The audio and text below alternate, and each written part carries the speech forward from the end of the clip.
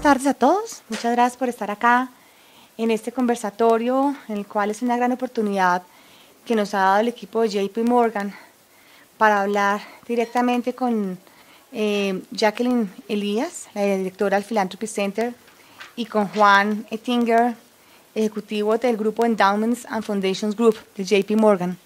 Ambos vienen de Nueva York y cuando nos sentamos con Alejandro Calderón, que es el artífice de esta idea y a quien agradezco muchísimo el habernos dado esta oportunidad el día de hoy, consideramos que era para las fundaciones algo vital.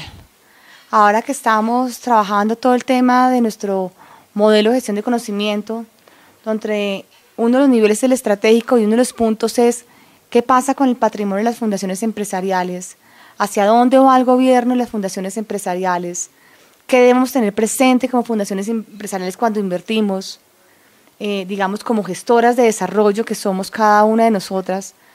Entonces encontramos que qué interesante conocer qué está pasando en la región y quién más que el JP Morgan, que está presente en todo el continente y obviamente a nivel mundial, que nos contara un poco y tener este diálogo que, como lo he dicho en todas las presentaciones de la AFE, es un diálogo entre fundaciones amigas, entre fundaciones que, si bien podemos ser muy distintas en los enfoques, somos muy parecidas en los compromisos que tenemos como país, en las inversiones que hacemos que buscan hacer transformaciones sociales.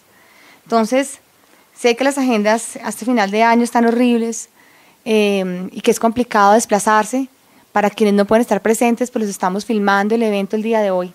Van a ser 2 horas y media ricas de conocimiento, donde, como les digo, tenemos la oportunidad de tener a Jacqueline. Jacqueline es la directora general del Philanthropy Center, una división del JP Morgan, que se centra en darle asesoría, conocimiento y oportunidades de colaboración a sus clientes. Ella viene de Nueva York, ha trabajado todo el tiempo con todo el tema de esas entidades sin ánimo de lucro. Trabajó en programas del New York Community Trust, una de las más reconocidas en Estados Unidos como fundaciones comunitarias. Y tenemos la fortuna que ambos son latinos, tanto Jacqueline como Juan, que es argentino. Yo al comienzo le preguntaba a Alejandro, bueno, necesitamos traducción. Dice, no, son latinos. Y qué rico entonces que el lenguaje de uno, por más bilingües que seamos o no seamos, permita a veces más facilidad y compartir. Entonces, pues no quiero alargarme en preámbulos, quiero la palabra a Jacqueline y a Juan, agradecer nuevamente a Alejandro Calderón por su generosidad de brindarnos este espacio, a todos ustedes por su generosidad en sacar un tiempo de sus agendas y aprender muchísimo. También a Alberto Escobar, representante del JP Morgan aquí en Colombia. Mil gracias, Alejandro, también por estar acá presente, por el compromiso de compartir esto con las fundaciones, que como lo dijimos, se lo comentaba yo a Jacqueline y a Juan durante el almuerzo, todas estamos comprometidas con el país y todas creemos que podemos ser muy buenas aliadas para trabajar conjuntamente. Y en eso es lo que nos esforzamos como Asociación de Fundaciones Empresariales, en articularnos, en trabajar mejor y en un mejor país. Muchas gracias, Jacqueline.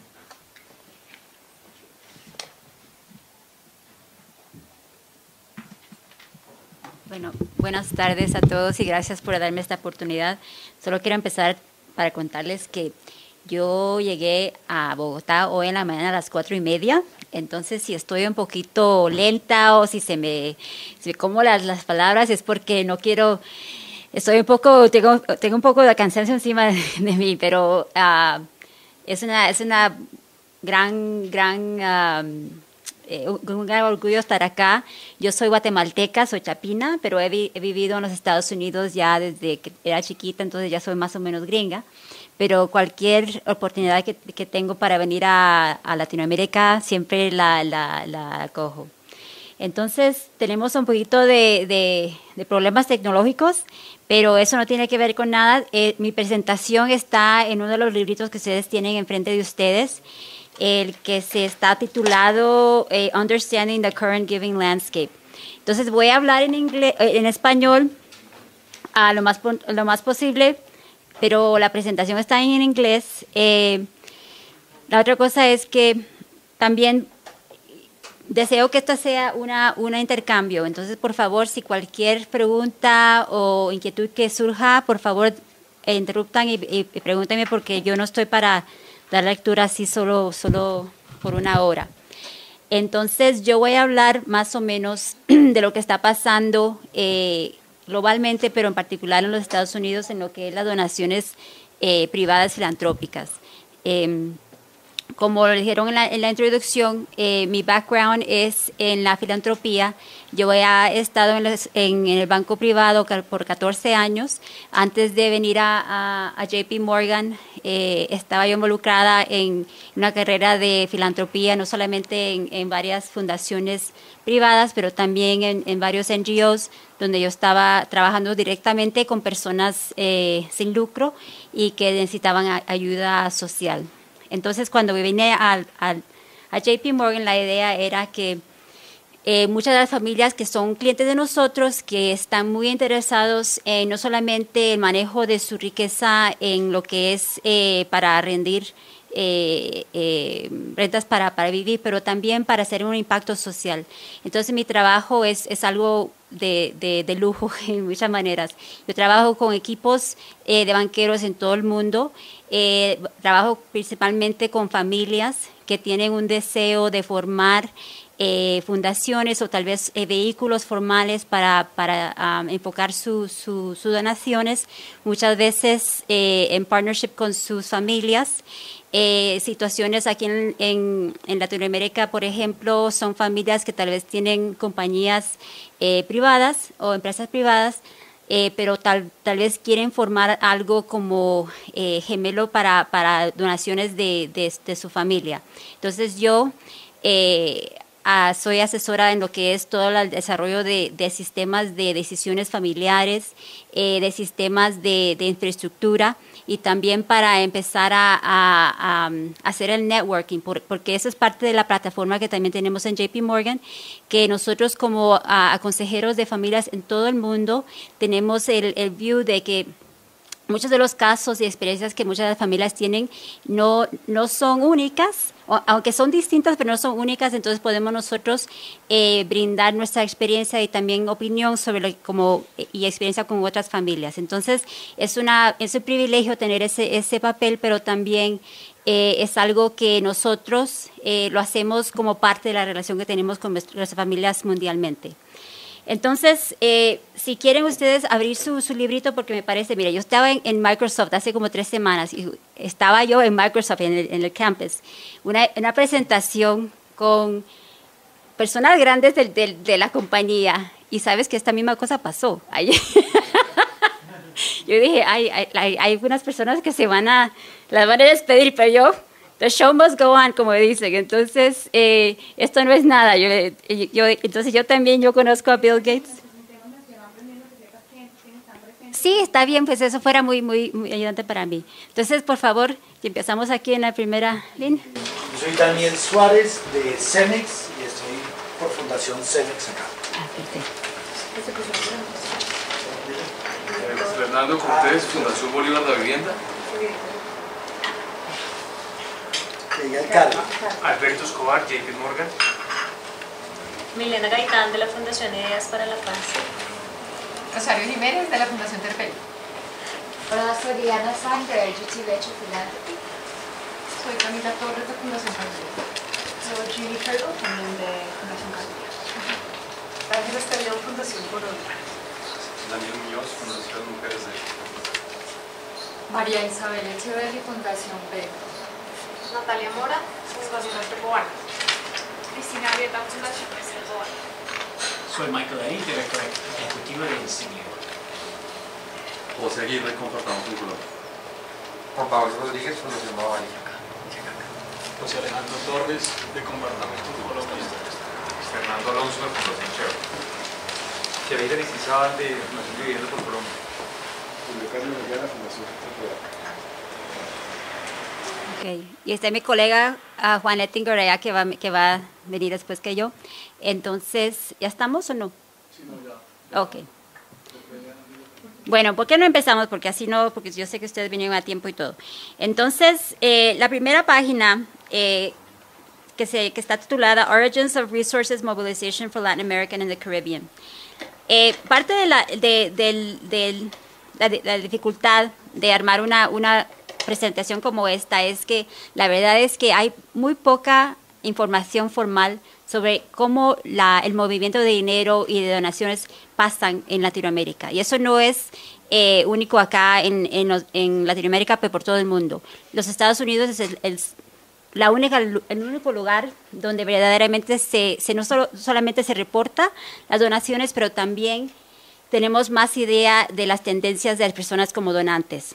Sin embargo, la Fundación Avina, que me imagino que ustedes todos lo conocen, ha hecho unos grandes esfuerzos en tratar de traer un poco de transparencia en lo que es la información sobre dónde está no solamente las donaciones caritivas, pero también en cuál es el rol que tenemos nosotros como donantes típicos acá en Latinoamérica y qué tiene que ver los extranjeros.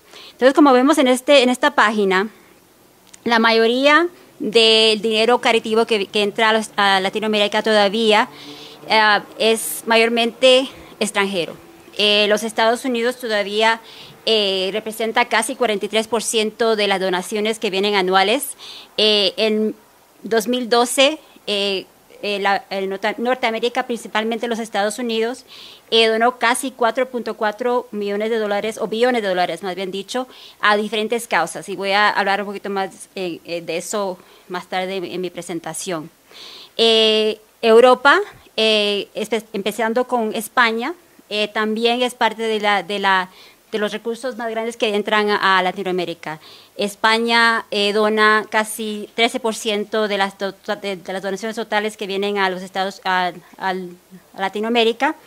Y bueno, la mayoría de ese dinero que entra a nuestros países vienen de individuos. Solo un porcentaje chico viene de fundaciones privadas que muchos de nosotros conocemos, empezando con la Fundación Ford, con la Fundación Gates. Interesantemente, la Ford Foundation sigue siendo el donante más grande de fundaciones profesionales. La segunda se llama Silicon Valley Community Foundation. Y esa fundación está basada en Palo Alto, en California. Y estábamos hablando de eso sobre eso durante el almuerzo. Silicon Valley Community Foundation es una de las fundaciones que ha crecido más rápido en los últimos 5 años. ¿Y por qué? La razón es que la mayoría de los nuevos empresarios en Silicon Valley tienen compañías que ellos crearon. Entonces, muchas veces, en la dinámica legal de los Estados Unidos, cuando una persona empieza a organizarse para un IPO, muchas veces parte de esa planificación tiene que ver con donaciones que se llaman pre-IPO, es decir, que uno pone un porcentaje de su equity en la compañía, en una fundación o alguna estructura que cuando después del IPO el valor de esos shares crecen en la fundación. Entonces, la Silicon Valley Community Foundation ha sido un lugar donde muchos de los nuevos billonarios de Silicon Valley han usado. Por ejemplo, Mark Zuckerberg de Facebook tiene oficialmente su fundación, que es un fondo adentro de la Silicon Valley Community Foundation. Entonces, es una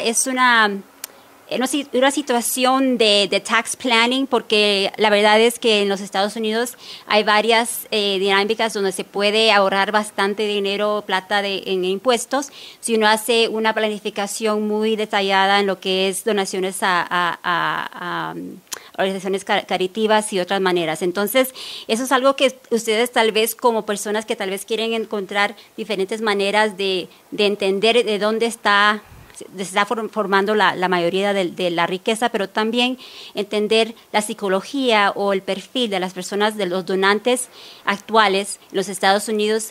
Les puedo decir que Silicon Valley, todo lo que tiene que ver el oeste de los Estados Unidos, es un lugar que es muy dinámico.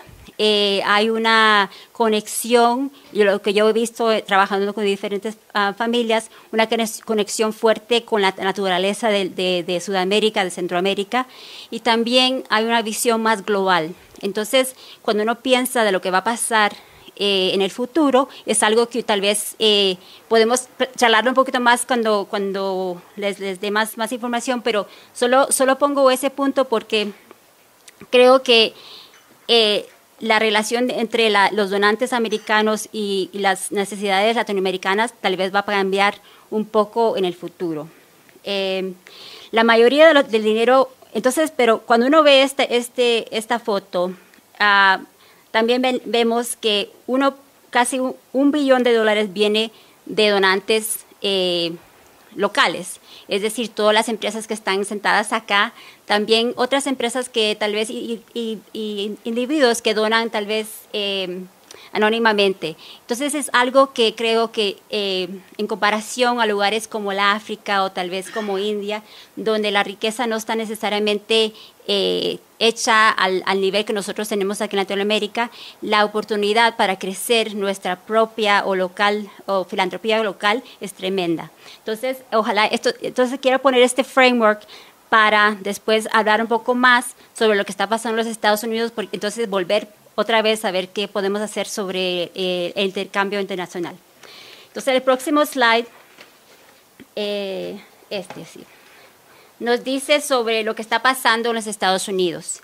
En los Estados Unidos, como les comenté, las donaciones filantrópicas mucho tiene que ver parte con nuestra estructura legal y de impuestos, donde nosotros como ciudadanos podemos tener un tax break, pero también como personas que están haciendo estate planning hay muchas ventajas para poner dinero en fundaciones. El año pasado casi 316 billones de dólares fueron donados a causas caritivas. Eso es solo un poco de los casi 3 trillones de dólares que están activamente involucrados en causas sociales. Es decir, que el sector de non-profit es casi 3% de nuestro GDP en los Estados Unidos. Entonces, para nosotros como banco, pues claro, es un negocio grandísimo para nosotros para nuestro bottom line, pero también nos dice algo sobre las tendencias de las personas americanas y también la oportunidad como programas sociales en captar parte de esas donaciones. Si vamos a la próxima, vemos que la mayoría de las donaciones que surgen en los Estados Unidos vienen de individuos. Casi 90% de todas las donaciones totales vienen de individuos, no solamente en personas vivas, pero también personas que lo hacen como bequest, que es decir, que hacen una donación al muerte. Muchas de eso se puede ver cuando una persona que tal vez no tiene hijos o tal vez la familia ya tiene suficiente dinero, deja una porción a una fundación que solamente tiene que ver con niños en necesidad o lo hacen una donación a su universidad. Lo importante que de este chart es que muchos de los individuos dan no dan billones de dólares. Es decir, que yo creo que los datos que tenemos ahora es que el average de donaciones es casi $2,200 por persona, si uno lo hace por cada persona que vive en los Estados Unidos. Entonces, es decir que muchas de este 228 billones de dólares es $25 al tiempo, $100 a la vez. Entonces, es cuando uno ve el impacto que el dinero, the aggregated amount hace, es impresionante. Si vemos la próxima página, ¿qué tipo de actividades están donando las personas? Las personas empiezan a dar en lo que conocen. Entonces, la mayoría de dinero todavía va a causas religiosas. Entonces, eso estamos hablando también durante el almuerzo, que muchas de las donaciones todavía van a las caridades de la Iglesia Católica, a las sinagogas, a todos los diferentes aspectos que todavía están también evidentes aquí en Latinoamérica. El otro lugar donde es muy popular es la educación. Parte de eso tiene que ver con la dedicación de muchos de los empresarios, especialmente las personas que son self-made, que dicen, bueno, si no fuera por la casa que me dieron una beca para ir a la universidad, yo quiero donar otra vez. Entonces es muy importante, la educación sigue siendo algo que es muy del corazón para mucha gente. También le puse una burbujita al lado que dice International Affairs. Y eso es lo que estaba comentando antes, que aunque los Estados Unidos es un lugar muy donde hay mucha filantropía, causas afuera de los Estados Unidos son muy chicos en interés.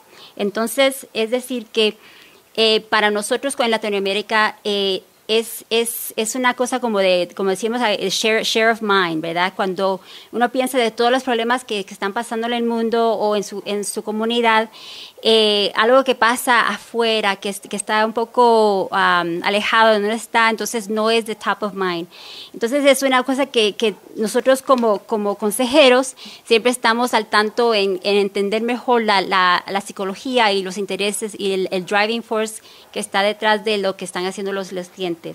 Parte de lo que también ustedes pueden entender de los Estados Unidos es que hay casi 2.5 millones de NGOs registrados con el IRS, con el Internal Revenue Service, que es el departamento de gobierno que maneja todo lo que es el non-profit sector. Entonces, es decir que el menú de lo que la persona puede donar es infinito casi. Y no solamente eso, pero muchas personas están muy preocupadas de entender mejor cuál es el impacto de sus donaciones. Si vamos a la próxima slide, vemos cuáles son las fundaciones, the top 15 U.S. foundations que dieron a causas internacionales. Bueno, claro, como todos entendemos, the Bill and Melinda Gates Foundation pues, es la fundación más grande del mundo, pero también es la que hace la mayoría de las donaciones internacionales. La mayoría de lo que ellos hacen es en el África y tiene que ver también con muchas causas biológicas. Ellos tienen un programa chico aquí en Latinoamérica, tienen un programa de bibliotecas internacionales que es muy bien hecha. También tienen un partnership con Carlos Slim en lo que tiene que ver la educación de niños en Centroamérica. Les puedo decir que Latinoamérica es un lugar que todavía ahora la fundación está tratando de entender mejor cómo ellos se pueden involucrar. Yo tuve el privilegio de hacer una introducción con una familia aquí de sudamericana que estaba muy interesada en tener un partnership con ellos, y resulta que, bueno, la fundación no tenía mucha experiencia en un cierto tipo de enfermedad que estaban ellos muy interesados. Entonces hicimos esa conexión, y eso también les ha ayudado a ellos como principales, pero también como en su fundación con los empleados, entender el intercambio y la experiencia que tenemos aquí en Latinoamérica y cómo eso puede ser conectado con lo que están haciendo en África. Entonces creo que la historia con la Fundación Gates todavía está desarrollando. Acá en esta lista, las 4 fundaciones que donan la mayoría en Latinoamérica son la Fundación Ford, como les comenté antes. Dan principalmente al Brasil, México, parte de Centroamérica y el Caribe. Ellos han hecho varias cosas acá en Sudamérica, pero ahora acaban de apuntar un nuevo presidente, y creo que eso va a cambiar un poco más también. La familia Walton también está muy involucrada en lo que es el tema del environment, entonces la mayoría de sus donaciones ha sido enfocada en eso. Y bueno, también el Hewlett Foundation y MacArthur Foundation también están interesados en lo que es ciertas causas, especialmente en México, en la población y la salud de los niños y las mujeres embarazadas. La próxima, por favor.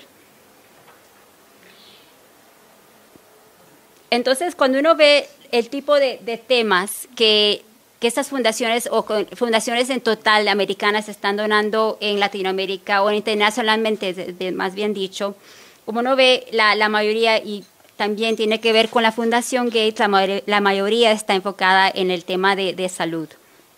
Entonces, cuando uno ve esto, no sé si una de las preguntas que tal vez tengo yo para ustedes es si cuando uno ve los temas, si también cuadran con los intereses de ustedes, porque eso es algo que es un punto que yo estoy tratando de encontrar información sobre si las tendencias e intereses de los americanos o de los extranjeros cuadran con los intereses y las tendencias de los locales, porque es algo que todavía no está muy bien desarrollado. Entonces, como ven acá, la salud, el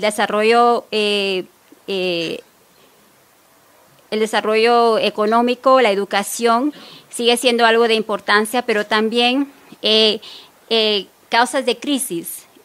Parte de las donaciones más grandes que pasaron en el 2012 fue sobre el terremoto en Haití, fue sobre tormentas. Entonces, es una actividad más reactiva que ser más estratégica. Entonces, es algo que también... ojalá en intercambios que tal vez grupos como ustedes pueden tener con americanos o otros extranjeros, es menos de la emergencia y más de cómo podemos tener una situación donde no hay tanta, no lo puedo decir en inglés, destabilization de situaciones. Entonces ahora quiero cambiar pero antes de seguir, ¿hay alguna pregunta que tienen para mí ahora? Sí. Más estratégica, entonces es algo que también ojalá es más para lo de Haití, lo que es de emergencias, lo que es como de World Hunger y todo eso, lo que tiene que ver con emergencias. Housing, sí. También, porque todo lo que es de desarrollo de infrastructure, que es decir, que si van a ir si viene vamos a decir que hay alguna fundación que está trabajando con el World Bank o con otras organizaciones gobernantes, que ellos pueden ir a hacer como partners en lo que es la estructura de housing, desagües y todo eso que tiene que ver la filantropía privada. ¿Permiso? Ambos. Porque a veces, como lo que está pasando ahora en Haití, que están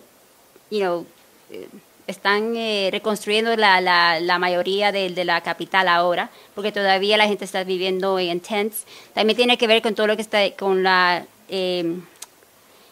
con temas de la guerra en el Middle East, con guerras en todos lugares. Entonces, todo lo que tiene que ver con el movimiento de personas y la alimentación y todo eso. No, por favor. Desagües y todo eso que tiene que ver la filantropía privada. Pero no como emergencia, sino como permanencia. ¿Permiso? No como emergencia. Privado, sí, totalmente. Ambos. Porque a veces, como lo que está pasando ahora en Haití. No, esto es solamente fundaciones y individuos. Entonces, lo que... Este es de mañana, este es like a preview for tomorrow. Pero entonces, si van a la página número 8, quiero cambiar el canal un poco en hablar más sobre lo que yo he visto, nosotros hemos visto en el banco entre nuestros clientes. Porque la mayoría de nuestras familias están, no solamente los latinoamericanos, pero también los americanos me dicen a mí, bueno, yo quiero ser quiero donar más, tengo muchos intereses, pero ¿cuáles son las decisiones primarias que tengo que tomar yo? Entonces, lo que hicimos para esa presentación es ponerlo en 4 secciones que tienen que ver, que muchas veces tienen que ver en la manera que las personas se conductan. Los 4 temas son el tema de control, el tema de encontrar el tiempo y los recursos para las donaciones. Parte de eso es portfolio construction, que va a ser más lo que Juan va a hablar, pero lo que yo quiero hablar por 2 minutitos es más sobre el concepto de social impact. Y ser anónimo. Entonces, si uno ve la próxima, por favor, el tema de control. El tema de control es, como les digo a ustedes, es parte de la dificultad de muchos de los donantes para dar internacionalmente, porque si ellos no lo ven, si no están presentes, entonces se sienten inquietos en donar.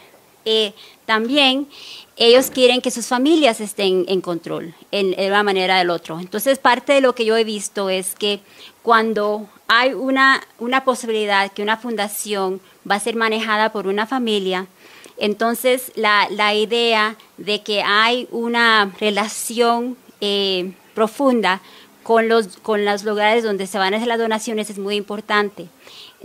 Cuando empiezan a hablar sobre el control, es muy importante que la próxima generación también esté involucrada. La mayoría de la próxima generación, que tal vez tienen de años 18 a 35, son personas muy globales. Les puedo decir, muchos americanos acá en Sudamérica que están en la universidad, que están acá visitando y tienen ese amor a este lugar, y ahora es empezando a educar a sus papás, que son los gerentes de las fundaciones, para tener más conexión con diferentes culturas. Es algo que he visto más, que está pasando más en los Estados Unidos. Entonces, cuando hablo aquí de control, tiene que ver con las consideraciones que muchas de las familias están tomando en estructurar sus propias fundaciones.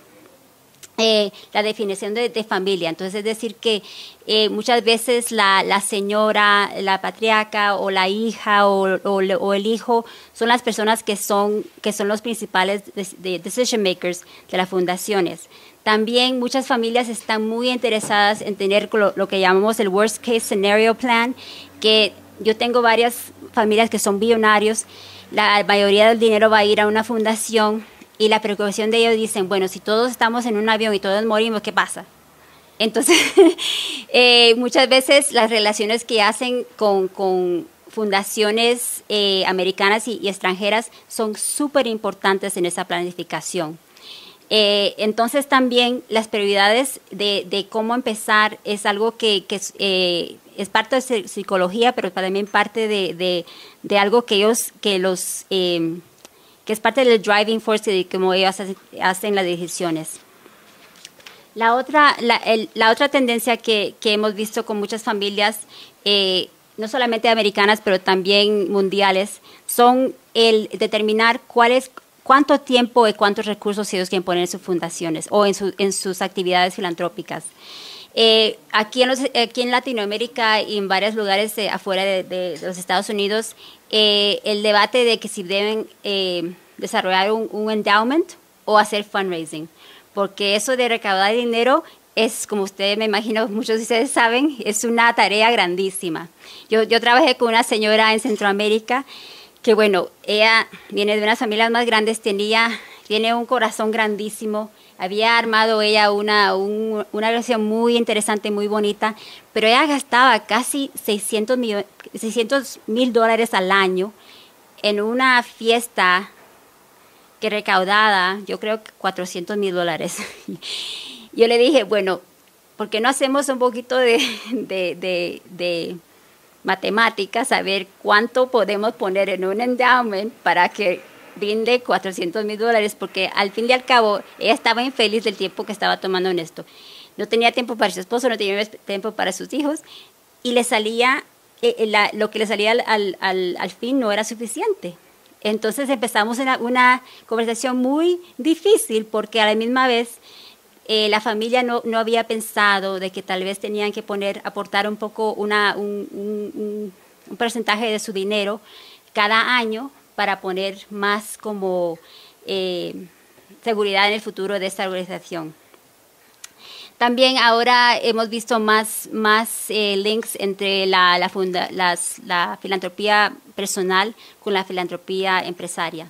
Entonces, lo que pasa en la identidad de una persona, yo trabajo con varias personas que todavía están muy activos en el desarrollo de sus negocios, y entonces cuando ellos piensan de un perfil familiar para su filantropía, es como un concepto un poco raro para ellos, porque dicen, bueno, yo trabajo aquí todos los días, mis hijos trabajan acá, ¿por qué no vamos a tener algo que tenga el nombre de nuestra empresa? Pero la discusión empieza cuando ya las familias se ponen más grandes, tal vez hay 2 o 3 generaciones y tal vez no todos los hijos están involucrados en la empresa. Entonces, es parte de la planificación que nosotros tratamos de aconsejar a las familias que tengan.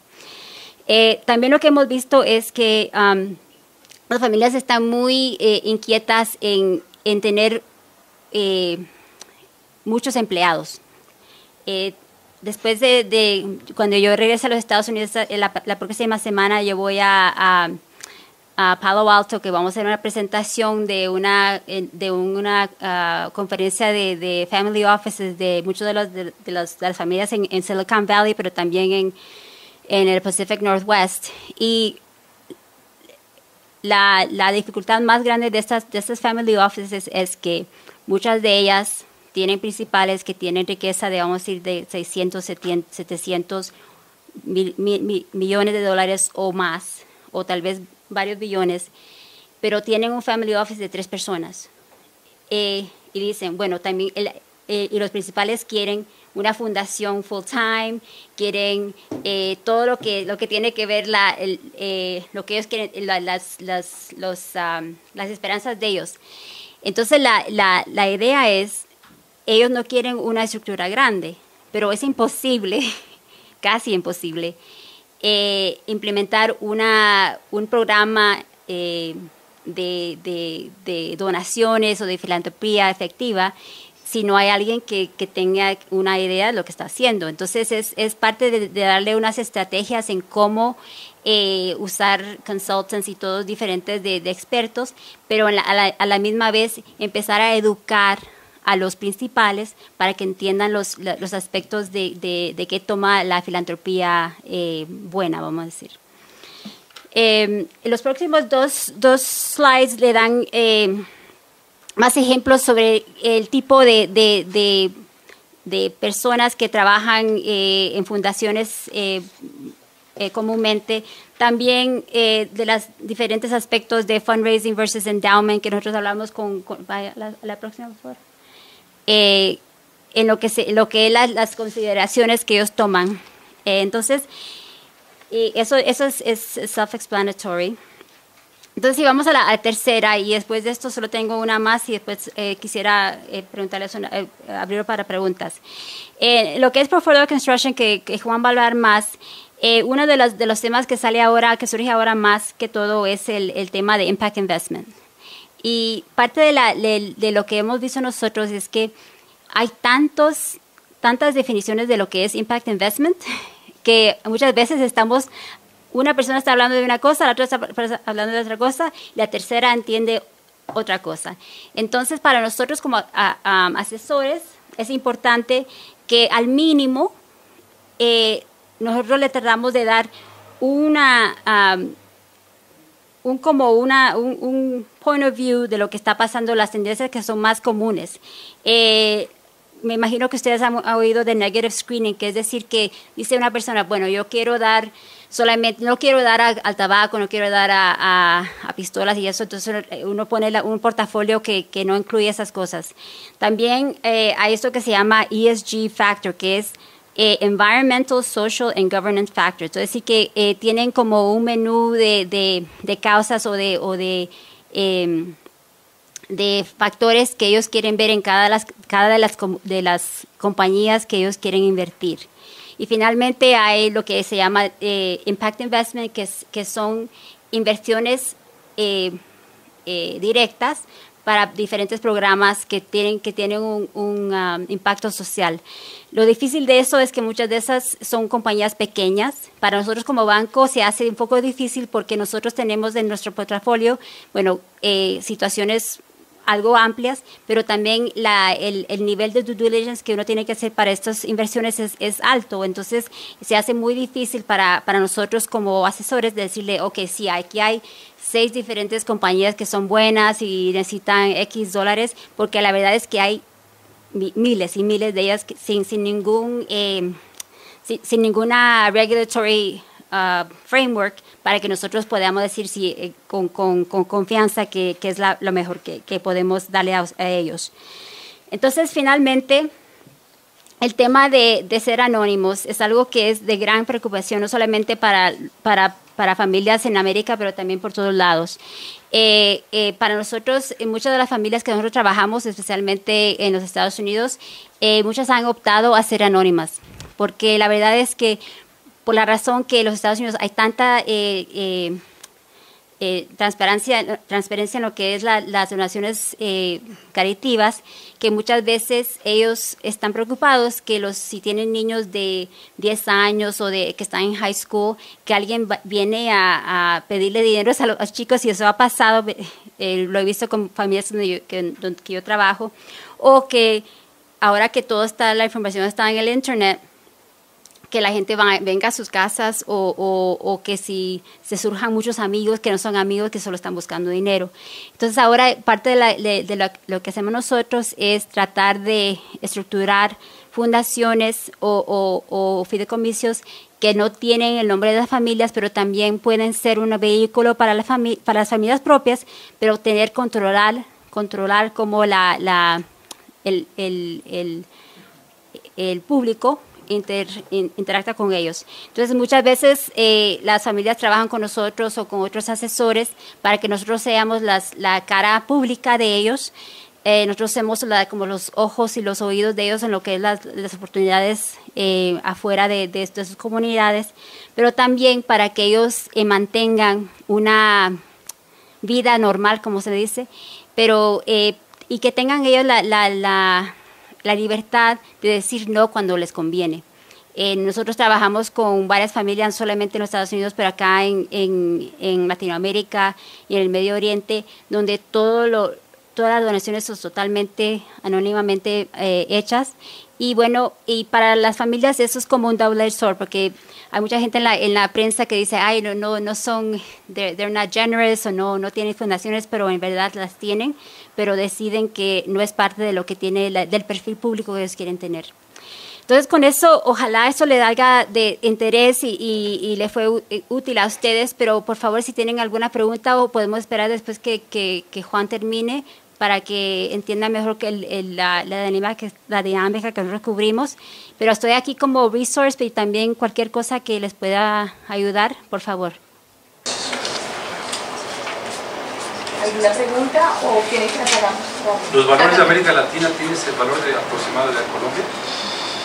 ¿De la primera lámina? Los valores del 4.4 billones, ¿cuánto?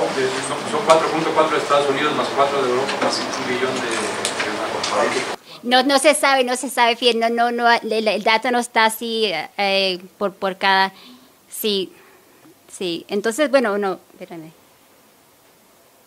No, solo el único país que fue dotado fue Brasil al 9%, y 9%.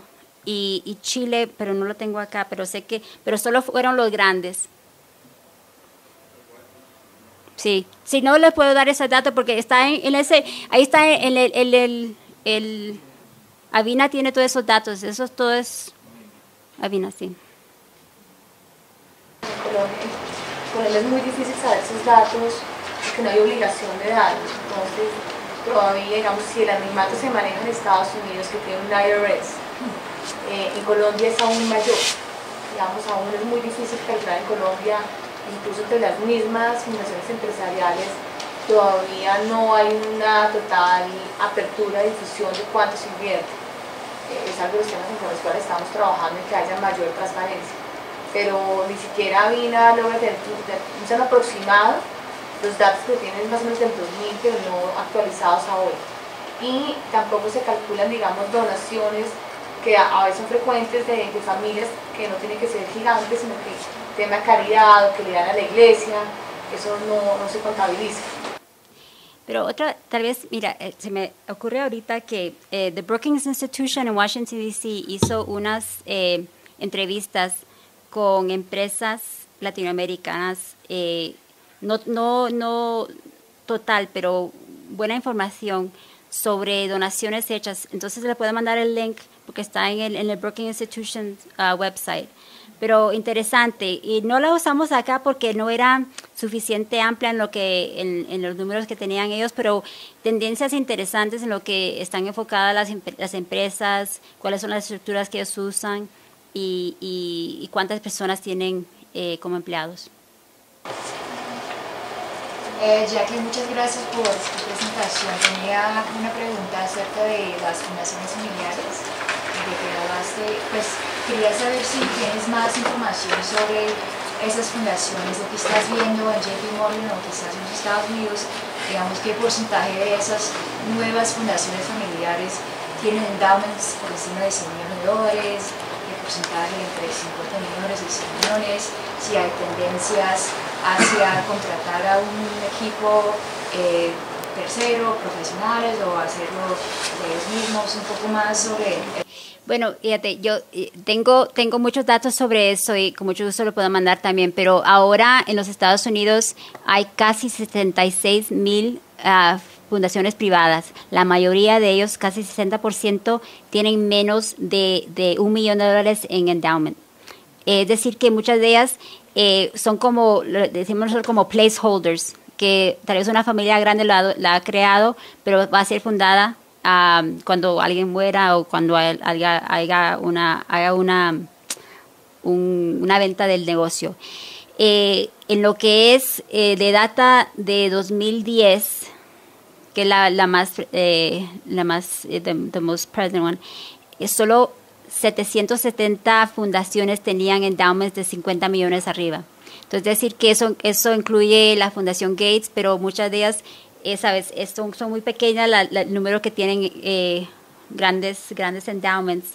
Pero la otra cosa también es que en los Estados Unidos especialmente, yo creo que también acá, y he visto varias fundaciones basadas en las Bahamas y en la Suiza, donde el dinero entra y sale rápido. Entonces, tengo un cliente, por ejemplo, que pone casi 100 a 250 millones de dólares al año, pero ya está como ya programado y entonces es como un flow through. El average number de empleados en fundaciones privadas familiares es casi 3.5, y eso también incluye las fundaciones grandes como los Gates, pero las fundaciones chicas. La mayoría de las personas que son empleadas por las fundaciones familiares son los hijos, los nietos o algún familiar. Entonces son fundaciones pequeñas. Hay una organización que se llama The Association for Small Foundations. Allá tiene mucha información sobre las tendencias de fundaciones familiares, que creo que sería interesante para que ustedes vean. Pero la verdad es que la cantidad es grande, pero los recursos son muy concentrados y es muy manejado por una persona o tal vez dos. Les agradezco mucho nuevamente que estén aquí. Lo que quería recorrer hoy con ustedes es, desde el punto de vista de cómo los endowments y las fundaciones se organizan para la administración de sus recursos, compartir algunas mejores prácticas y también hacerles algunas preguntas como para que esto sea interactivo. Un poquito sobre mi experiencia. Llevo un poquito menos de una década en JP Morgan, casi 10 años. Soy argentino, el acento me delata, todos tenemos algunas debilidades. Pero tengo una ciudadanía alemana que la uso cuando me conviene. Vivo en Estados Unidos, en Nueva York, con mi familia. Tengo 3 hijos chiquitos. Y bueno, mi trabajo esencialmente es trabajar con fundaciones caritativas, familiares, universidades, hospitales, iglesias, fundaciones corporativas, como para ayudarlas a estructurar una forma de gobierno con una política de inversión, con un plan de inversión para sus recursos financieros. Entonces, Jackie mencionaba que hay instituciones que tienen endowments. Endowments es una palabra, digamos, sexy simplemente para explicar lo que son las reservas, el dinero que está acumulado y que no se gasta. Pero La realidad es que muchas instituciones no tienen reservas, simplemente hacen el paso de lo que reciben a los programas.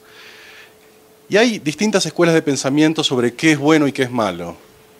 Pero la existencia de un endowment tiene una serie de beneficios que nosotros reconocemos, entre ellos el principio de que el dinero atrae más dinero, el segundo de que suaviza las fluctuaciones que puede tener ese dinero que uno tiene que conseguir todos los años, es decir, hay años buenos y años malos.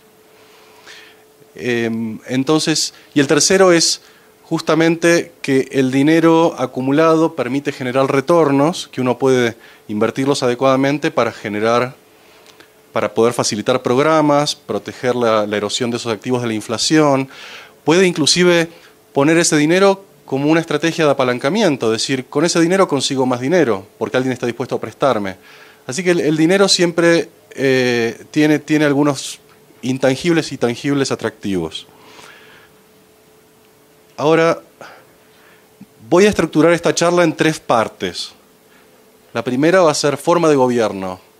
¿Quién toma las decisiones? ¿Cómo las toma? ¿Quién participa? ¿Cómo se organizan? La segunda es, ¿pero dónde están escritas las reglas? ¿Cómo invertir el dinero? ¿A qué plazo? ¿En qué instrumentos? Peso, dólar, bonos, acciones. ¿Dónde está? ¿Qué liquidez?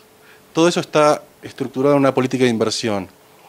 Y el tercer pilar, que usualmente es lo que la gente salta inmediatamente a hablar, es, bueno, pero ¿cómo se invierte? ¿Qué porcentaje de esto? ¿Qué porcentaje del otro? Vamos al primer punto. Pero antes creo que tengo una pregunta. No todavía.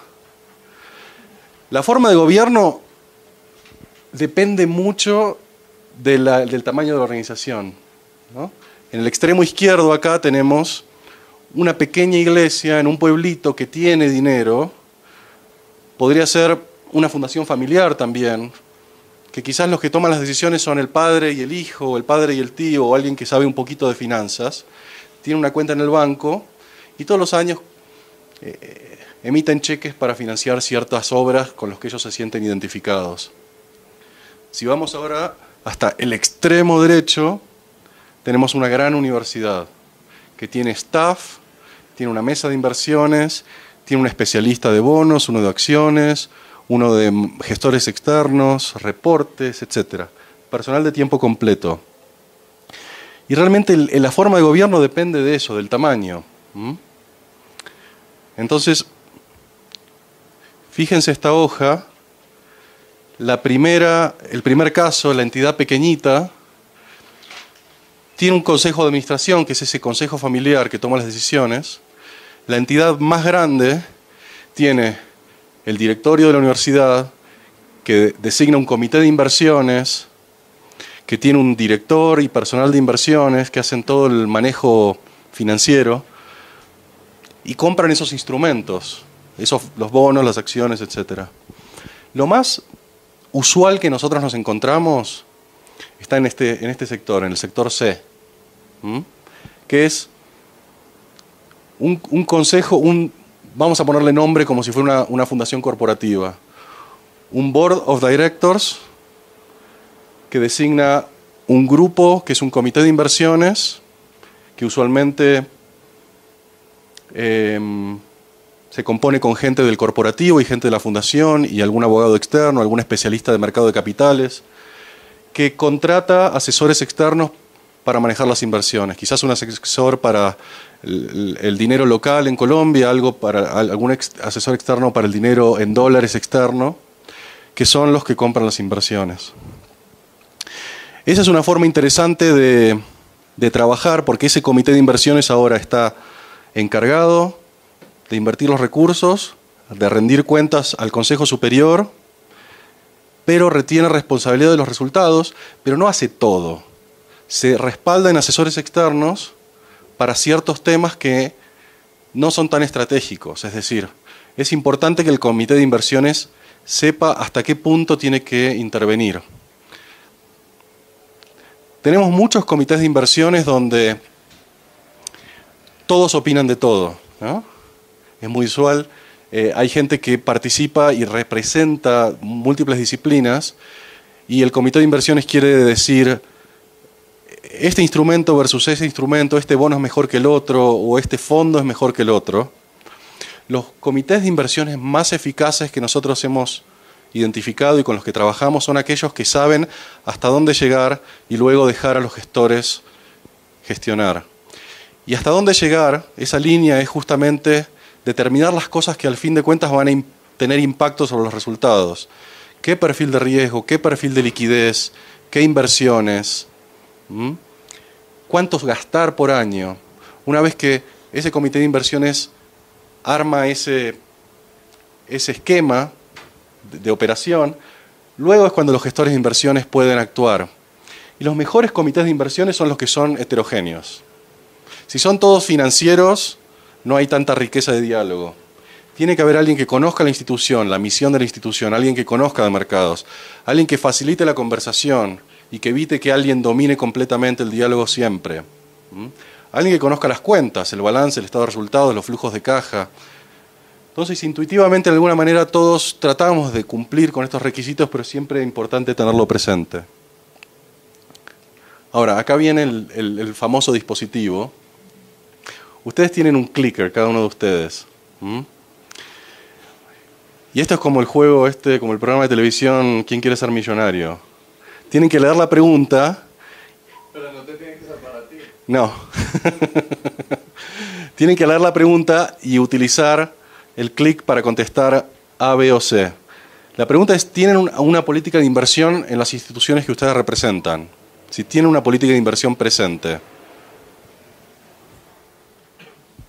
Por alguna razón el modo presentación no andaba, pero esto es el resultado de lo que ustedes respondieron. El 70% de ustedes no tiene una política de inversión vigente. Ahora, yo diría que hay dos razones por las cuales esto es importante de tener. Por un lado, la política de inversión dice lo que hay que hacer. Si no, simplemente queda en la cabeza de las personas que en un determinado momento están operando los recursos financieros. Puede ser que algunos de ustedes dijeron no porque no hay inversiones para manejar, con lo cual está esa posibilidad. Pero la otra razón importante es que la gente que dona el dinero o el board of directors que contribuye dinero a una fundación quiere saber cuáles son las reglas del juego y cómo va a ser invertida. Por eso la importancia, hay una razón de imagen, hay una razón de rigor. Cualquier donante, por ejemplo, cito el caso de Estados Unidos, que quiere donar a una entidad benéfica, va a hacer dos preguntas. Va a ser la pregunta de cómo va a ser el dinero invertido en el endowment, mientras tanto ese dinero no sea utilizado para programas. Y segundo, cuál es la medición de impacto del programa. Por eso la política de inversión es tan importante. ¿Había alguien? ¿Tenías una pregunta?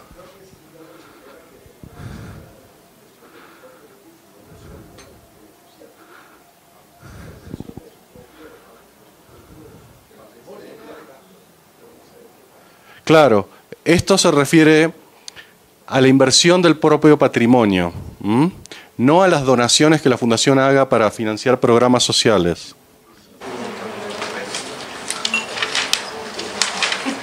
Si van a la hoja número 6, sí, pero ahora tenemos que ver. Si van a la hoja número 6, cómo organizar una política de inversión para fundaciones y endowments, van a ver los típicos elementos que se encuentran en una fundación corporativa, en una política de inversión de una fundación corporativa.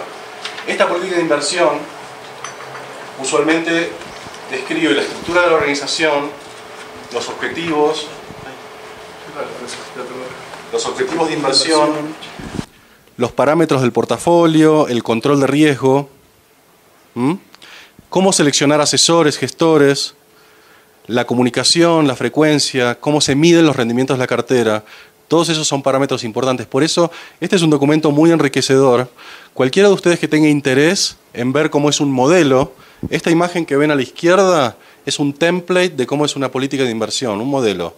Ese es un documento que tenemos en Word, que desarrollamos en JP Morgan y lo podemos compartir con cualquiera de ustedes. El único tema está en inglés. Estamos generando una versión en español, pero nuestros clientes lo toman en Word, lo editan y lo hacen propio.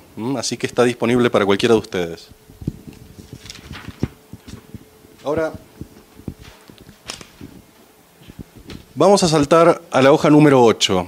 Y luego vamos a volver a una de las preguntas que tengo planteadas. La hoja número 8 habla de cuáles son los retornos objetivos de las reservas patrimoniales de las fundaciones. Este es un caso americano, donde típicamente en Estados Unidos las fundaciones corporativas o las fundaciones familiares lo que quieren... Está bien. Típicamente lo que quieren es generar retornos de aproximadamente el 8% anual. ¿Por qué 8%? Es un caso muy típico. Porque dicen, bueno, si la inflación es del 3% anual y si quiero gastar el 5% del patrimonio todos los años para financiar programas, tengo que generar 8%. De esa manera logro dos cosas: financiar los programas y proteger el valor del patrimonio en términos reales, si no la inflación lo va erosionando a lo largo del tiempo. Ahora, no es la regla para todo el mundo. Algunas entidades buscan retornos más bajos, otros buscan retornos más altos, pero 8% es un caso típico y este triángulo en la hoja número 8 explica el porqué. Ahora, la pregunta del millón es cómo lograr 8% anual en dólares. Y algunos de ustedes lo tendrán que lograr en pesos aquí. Pero la hoja número 9 muestra cómo lo hacen las instituciones americanas y muchas de las instituciones europeas. Tienen una serie de elementos para combinar. Y los elementos son elementos financieros: acciones, bonos, inversiones alternativas, acciones internacionales.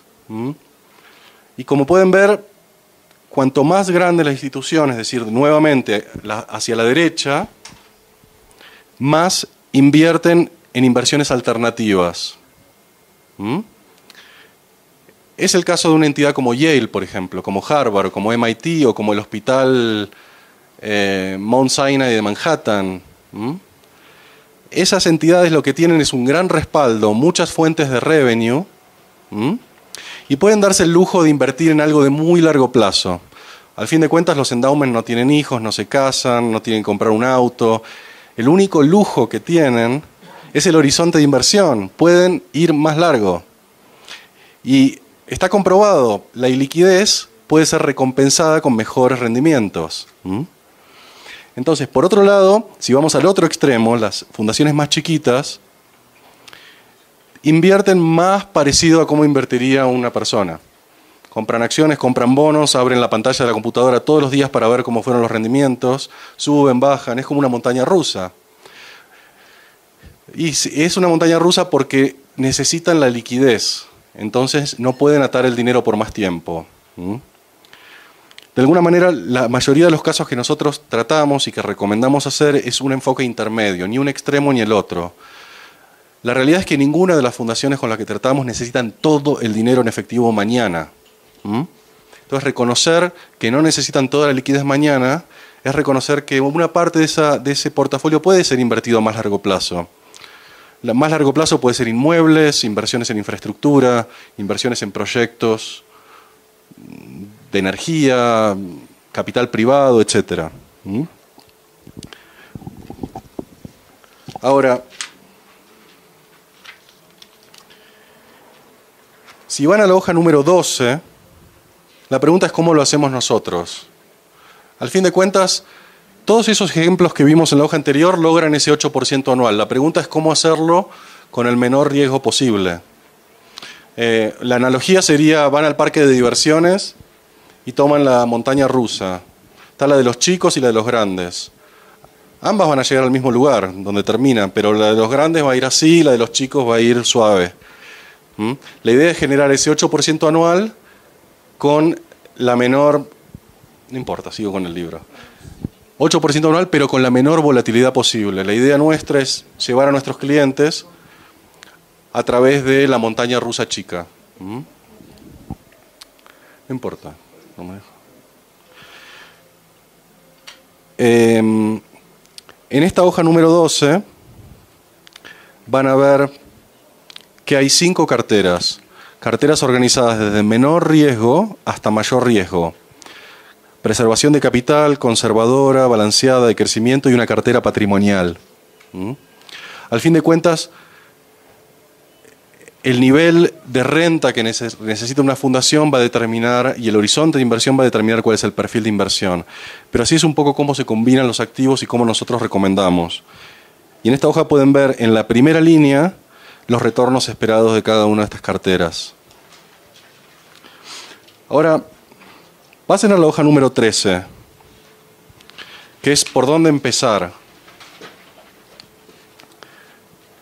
Hay muchas consideraciones para construir una cartera. Por empezar, peso contra dólar. ¿Cuánto en pesos, cuánto en dólares?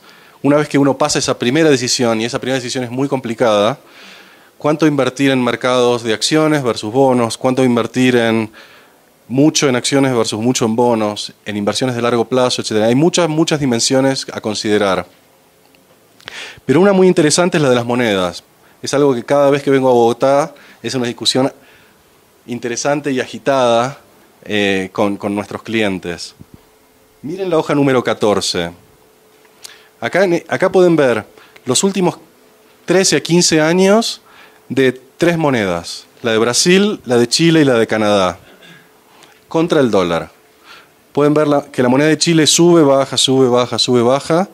Pero si comparan cómo estaba en 1999 versus cómo está en el 2013, el punto de partida y el punto final es más o menos el mismo.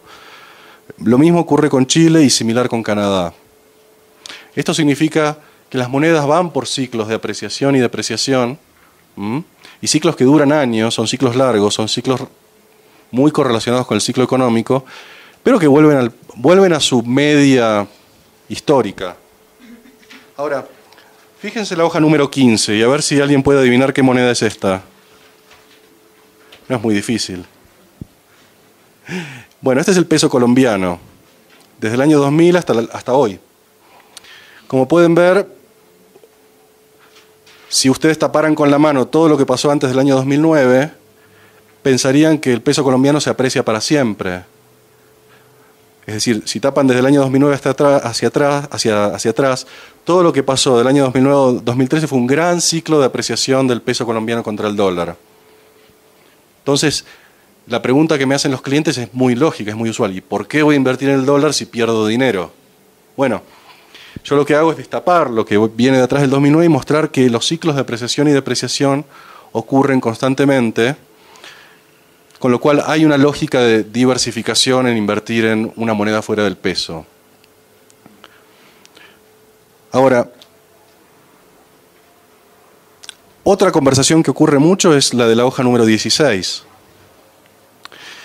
Muy usual un diálogo así, lo voy a recrear. Sentado en una mesa con un café, un tintico, ¿no? Un tinto. No, señor Juan, nosotros estamos completamente diversificados, tenemos todo AAA, no necesitamos, mire, tenemos, ¿y qué tienen? ¿Qué tienen? Cuénteme. Bueno, tenemos papeles corporativos AAA en la mercado local, tenemos algo de liquidez, tenemos también acciones, tenemos papeles bancarios y tenemos también algunos bonos del tesoro, del gobierno, en tasa fija. Entonces, yo lo que les digo es, bueno, pero está invirtiendo en Colombia, en pesos colombianos, en instrumentos colombianos. Entonces, estos instrumentos, por más que tengan nombres distintos, se manifiestan muy, muy correlacionadamente. Fíjense, 2 ejemplos a la derecha de la hoja 16.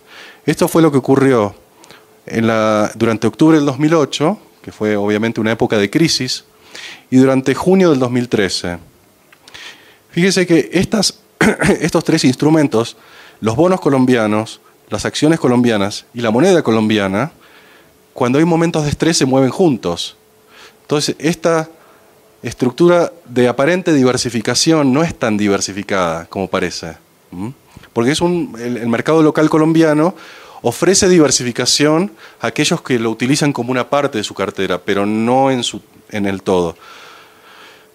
Del otro lado, probablemente la persona me va a decir, sí, pero todas nuestras obligaciones están en pesos, ¿por qué voy a invertir en algo que no sea dólar? Bueno, justamente el dólar sirve ahí, o los mercados globales, expresados en dólares, sirven para que en momentos malos haya un amortiguador, un balance compensador. Y creo que la hoja número 17 vuelve a hacer énfasis en este punto. Esta es y perdón por todos los tecnicismos, una matriz de correlación. Muestra cada uno de los activos contra sí mismo y contra otros. Entonces tenemos el peso, la renta fija local, el mercado de acciones, las acciones americanas, los bonos globales y commodities. Fíjense que los tres de arriba, que es el peso, los bonos y las acciones colombianas, están en rojo porque se mueven juntos, su correlación es muy alta. Pero cuando uno empieza a incorporar otros elementos, este portafolio se empieza a diversificar y el todo se va a mover como la montaña rusa de chicos que mencionaba antes, no como la montaña rusa de grandes. ¿Y por qué la volatilidad es importante y por qué tiene que ser baja? Porque si ustedes están hablando de una fundación involucrada en financiar proyectos como comedores infantiles o camas de hospitales, el hecho de que haya recursos y que sean estables y predecibles es muy importante. Por eso, en cierto sentido, tienen que ser inversiones lo más eficientes posibles y con la volatilidad más baja posible. Ahora, todo esto puesto junto, ¿cómo es en un portafolio? Si ven la hoja 18, van a ver, esta es una cartera típica en dólares, de la parte de dólares, de un cliente nuestro. Y podría ser un cliente colombiano. Tiene aproximadamente un tercio en cada color. Un tercio en acciones, un tercio en inversiones alternativas y un tercio en renta fija. Es un portafolio realmente líquido, tiene 70-75% del dinero líquido el día siguiente, pero tiene un 25% invertido a más largo plazo. Y ahora un punto muy importante, que es, ¿y qué va dentro de ese portafolio? Y la hoja 19 cuenta un poco la importancia de elegir buenas inversiones. Una vez que uno determina en qué quiere invertir, bueno, pero ¿qué instrumentos financieros comprar? Y acá es donde la disciplina de selección de gestores, de selección de inversiones aplica. Esta gráfica muestra, si tomamos un ejemplo, por ejemplo, tomemos macro hedge funds, que es la segunda barrita empezando de arriba, 7.4% es la diferencia anual, es la diferencia entre los mejores y los peores gestores de inversiones en este segmento. Significa que si uno está en el mejor grupo va a tener 7.4% mejor rendimiento que si está en el peor grupo. Eso en 10 años es mucho dinero. Piensen que el 7% es la diferencia entre duplicar el dinero o no duplicarlo. Entonces, como ven, hay ciertas clases de activo que tienen mucha dispersión de habilidad y ciertas que no. Y esto también determina hacia dónde uno pone la atención y los recursos. Nosotros lo que buscamos es asegurarnos de que en cada una de estas clases de activos estamos invirtiendo con el mejor gestor, con el mejor grupo, porque la experiencia puede ser completamente distinta. Y hacer due diligence no es un arte o una ciencia escalable. Uno necesita tener gente visitando gestores, entendiendo cómo administran sus inversiones en todas partes del mundo, verificando su personal, sus controles, sus estrategias. Y un poco hay que tener toda una estructura que se muestra en la hoja número 20 para asegurarse de que ese mecanismo de selección de inversiones funcione. Se seleccionen los mejores, se monitoreen y también se eliminen los peores y se terminen cuando no están haciendo su trabajo bien. Entonces, de alguna manera quise ilustrar, en esta pantalla que no funcionó, quise ilustrar cómo es este proceso de toma de decisiones. Este es el trabajo que diariamente hacemos, yo y mi equipo y yo, de ayudar a nuestros clientes a establecer una forma de gobierno, como decía al inicio, que estructura un comité de inversiones que tome las decisiones adecuadas, que establezca una política de inversión, que hace el trabajo de todos más fácil, inclusive el nuestro, porque poner en papel cuáles son los objetivos siempre ayuda. Y tercero, cómo establecer un plan de inversiones donde decisiones de qué moneda, de qué perfil de riesgo, de qué instrumentos sean tomados en cuenta. Y un poco este esquema de trabajo ha sido muy exitoso para nosotros. Así que, si tienen alguna pregunta.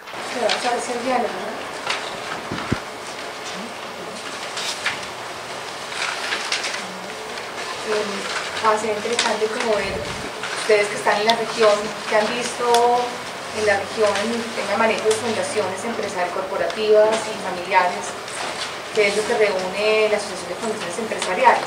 ¿Qué tendencias ven ustedes en la región de manejo de patrimonio, de manejo de comités de inversiones? ¿Cuáles son, digamos, como las recomendaciones que ustedes darían a este grupo? Que creo que quieran escuchar hoy.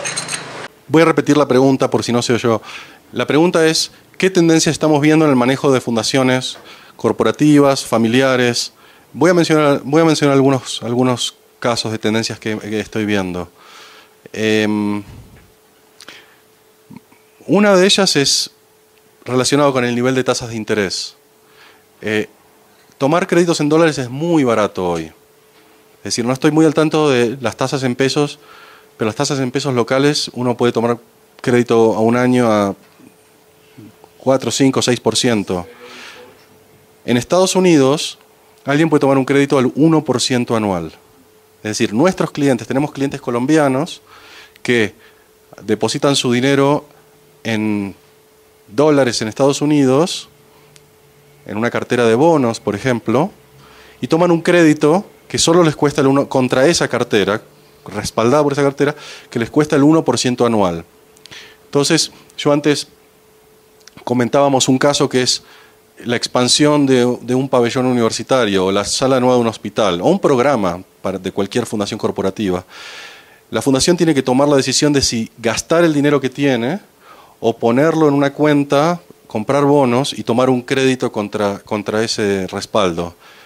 Y esa es una forma de no descapitalizar su balance contable. Entonces, esa es una tendencia que estamos viendo mucho. El uso del crédito en un escenario actual de bajas tasas de interés resulta muy atractivo. Ese es el número uno. Que es un escenario, perdón que lo repita, bastante único porque no fue en el pasado ni creemos que va a durar mucho tiempo, va a ser quizás 2, 3 años más. Segundo punto es el de crear el endowment o no, que es lo que decía al principio, el beneficio de tener el dinero es que atrae más dinero y una serie de beneficios intangibles sobre suavizar el impacto de los programas en años buenos o años malos. Imagínense una empresa minera que tiene una fundación corporativa y su principal objetivo es vender cobre como empresa, ¿no? La fundación corporativa recibe un porcentaje de los resultados anuales, de la utilidad, del EBITDA. Entonces, y con ese dinero financia camas en hospitales de niños. Ahora, eso significa, si alguien une los cabos, que el número de camas de niños va a ser una función del precio del cobre, ¿no? Entonces, eso es lo que dio origen en muchas fundaciones corporativas a la creación de reservas, endowments, patrimonios, como lo querramos llamar, dinero puesto a un costado para ser invertido y suavizar un poco ese efecto, ¿no? Lo otro que estamos observando y que mencionó Jackie antes es cuando hay un grupo familiar detrás de una fundación corporativa, el grupo familiar empieza a sentir que se distancia y ahora los que se ocupan son el director ejecutivo de la fundación, quizás el director financiero del corporativo. Entonces la familia quiere volver a incorporarse en la misión de la fundación, tener más identidad, más presencia. Y de alguna manera establecer un endowment le quita un poco, le da, independencia del corporativo, los hijos se vuelven a involucrar. Ahora es la fundación de la familia, no la fundación de la empresa X y Z. Pero también existen los dos casos. La fundación familiar puede convivir con el corporativo, pero hemos visto casos donde la familia quiere involucrarse nuevamente más. Vemos una tendencia también a abrirse más a los mercados globales, justamente. Lamentablemente eso ocurre después que hay un cimbronazo en la moneda. Es decir, tenemos la conversación, no vamos a ningún lado, no persuadimos con el mensaje de la diversificación y luego hay una devaluación del peso contra el dólar y luego ahí hay un movimiento hacia el dólar, ¿no? Una vez que ocurrió la devaluación. Entonces eso ocurre bastante frecuentemente. En general hay una sofisticación. La búsqueda de tener política de inversión y comité de inversiones está ocurriendo. Está ocurriendo. Sí. Yo creo, Juan, que eso depende un poco del tipo de fundación de cómo se maneja. En el caso de las fundaciones empresariales, a mi manera de ver, hay como diferentes sectores. Unas que, por ejemplo, simplemente su matriz, la matriz simplemente le traslada los recursos que aprueban dentro de una asamblea y solamente la fundación se dedica a ejecutar la parte social. Otra forma es que le dan una parte de las acciones de la matriz y automáticamente los dineros que decreten los ejecutan del otro lado. Es decir, que de alguna manera no todas tienen el interés de fortalecer patrimonialmente a la fundación porque tienen su matriz que es la que le genera lo que debe generarse para el otro lado. Simplemente lo que hacen es un bypass y la fundación ejecuta. Entonces, eso es una característica bastante importante de las fundaciones empresariales.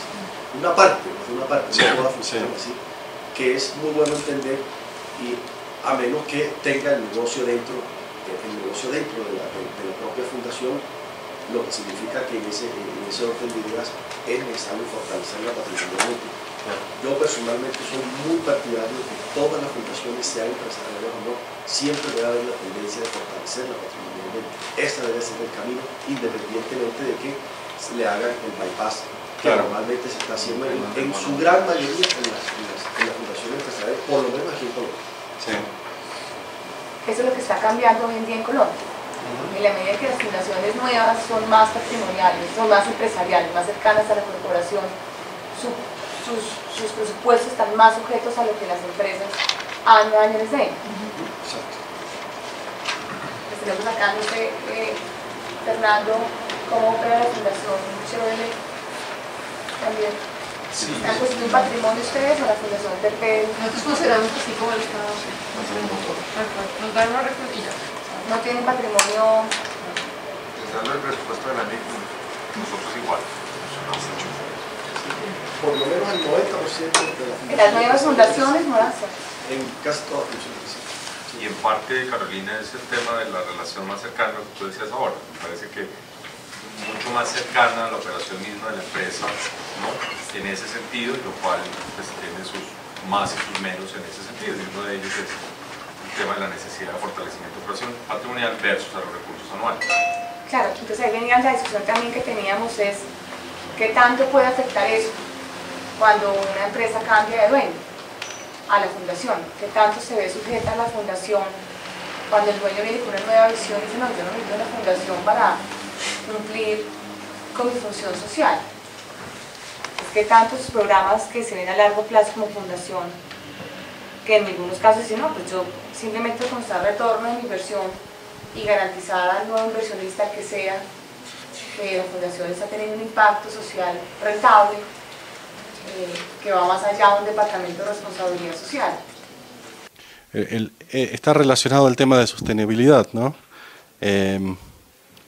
Cómo darle a aquellos que están involucrados en la fundación y los que quisieron que la fundación existiera ciertas garantías de que va a existir a perpetuidad o por mucho tiempo y no estar sujetos a, por ejemplo, la adquisición. Viene alguien y compra la empresa o cambia los accionistas. Tuvimos un caso de un empresario mexicano que tenía su empresa, era una fundación familiar, pero ahora es una empresa grande, internacional, alimenticia, y él tenía la fundación corporativa que llevaba el nombre de la empresa, y es un señor mayor, y decía, pero ¿qué va a pasar cuando yo no esté con la fundación? Porque este señor se asegura de que todos los años 3 millones de dólares pasen de las cuentas de la empresa a la fundación. Estaba preocupado por varias razones. Uno, temas legales y de existencia, ¿no? Tema estructural. Pero segundo, quería asegurarse de que se continuara. Entonces, la alternativa era crear un patrimonio en la fundación que generara esos 3 millones de dólares anuales con su rendimiento. En vez de que salga es decir, separar el dinero suficiente para que al ser invertido genere esos 3 millones. Y eso se hizo y generó otra serie de resultados inesperados. Por ejemplo, que la familia de él y su siguiente generación se involucraran, que es algo que él quería. Él quería que esto se perpetúe. ¿Y por qué se involucró? Bueno, porque ahora la fundación era autosostenible y los que estaban sentados alrededor de la mesa no eran el director de marketing, director de distribución, director de marcas, el CFO, etcétera, etcétera, etcétera. Estaban los dos hijos, el director ejecutivo de la fundación, el tesorero de la fundación. Cambió mucho el perfil de las personas sentadas alrededor de la mesa, que ahora sentían, bueno, este es el dinero, es el endowment de la fundación, ahora estamos independizados, vamos a existir, ¿no? Entonces eso cambió mucho el enfoque y le dio sostenibilidad. Hemos visto casos de fundaciones corporativas fondeadas con acciones de la empresa que reciben el dividendo anual, ¿no? Que así fue como comenzaron, y está escrito en los estatutos que eso debe ser y no se diversifica. En Estados Unidos eso era el caso también hace 50 años. Las grandes riquezas de petróleo o de finanzas en Estados Unidos, las fundaciones fueron creadas así. Es decir, los dueños de ExxonMobil o Standard Oil ponían sus acciones en una fundación y así empezaba. Lo mismo con los Rockefeller y sus acciones en banca. Pero llegó un momento cuando empezaron a pasar el tiempo que los fiduciarios que estaban a cargo de eso decían, pero estamos con mucho riesgo de petróleo acá, o con mucho riesgo financiero. Entonces empezaron a diversificarse. Hay mucha resistencia a la diversificación, porque una fundación que tiene todas las acciones del corporativo, obviamente, no es una decisión fácil. Pero sabemos, esas discusiones están ocurriendo, ¿no? Son discusiones complicadas, pero están empezando a ocurrir. Y es... Sí, adelante. Pasaron de sobre la concentración, porque lo que pasó fue que en varios casos tuvieron situaciones donde tenían una acción y cuando pasó lo que pasa en 2008, cualquier cosa, las fundaciones se evaporaron, ya no existían. Eso pasó con AIG, con varias fundaciones, pasó con Reader's Digest, con un montón de fundaciones que al máximo tenían billones de dólares y de repente se evapora. Entonces ahora en los Estados Unidos el gobierno castiga a los ejecutivos si no tienen el ojo en diversificación, porque cuando hacen las declaraciones a las fundaciones una donación, es decir, que esos recursos están supuestos a ser usados para el beneficio público. Entonces, técnicamente no son de esa persona o de esa compañía ya. Claro. Sí, el problema es que para sobrevivir necesitan de la matriz. Sí. Tenías una pregunta. Sí, ¿qué tanto están viendo ustedes como tendencia que las fundaciones definan un tiempo de existencia de ese endowment y se empiece incluso a pensar en inversiones del capital principal del endowment, pues teniendo en cuenta la complejidad de los problemas sociales? Yo creo que uno de los debates que hemos visto, no en fundaciones familiares, sino netamente corporativas, es una tendencia de patrimonios acumulados que se están planteando metas de inversión de 10, 15, 20 años y pensando incluso en la liquidación de la fundación después de haber cumplido con un objeto social. No sé si eso es una tendencia que ustedes estén viendo en la región. Sí, en Estados Unidos la llamamos spend down, es decir, por ejemplo, Warren Buffett hizo su contribución filantrópica, pero dijo, quiero que el dinero sea gastado en... él tiene la visión de que el impacto va a ser mayor si está concentrado en un tiempo, ¿no? Pero, Jackie, ¿vos tenés una opinión sobre spend down versus perpetuidad? Pero también yo oigo dos preguntas. Una es el tema de spend down, que es una tendencia definitivamente que está pasando ahora, empezando con los Gates.